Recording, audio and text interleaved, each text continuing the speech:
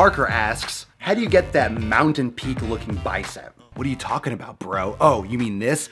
Bam! Look at that. Look at that. How do you get the peak? How do you get the peak? How do you get that bump? How do you get that ridge for the bicep peak? Well, a lot of that's genetic.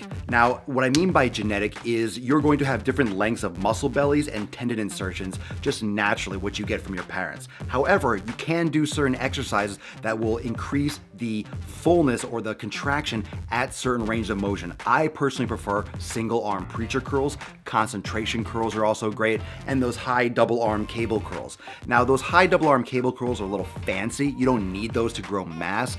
My pledge to you, or my desire for you to focus on, is mass. Is just filling up those muscle bellies as much as you can.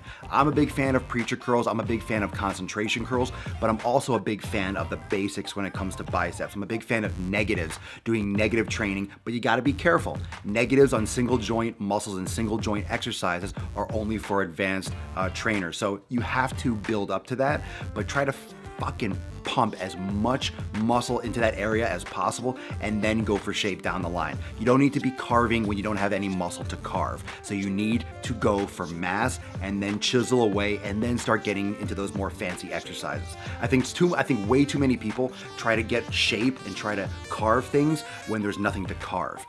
You know, Michelangelo didn't start with gravel and put it together. No, he started with a massive block and chipped away. So go for mass and then cut and shape and fucking tweak from there.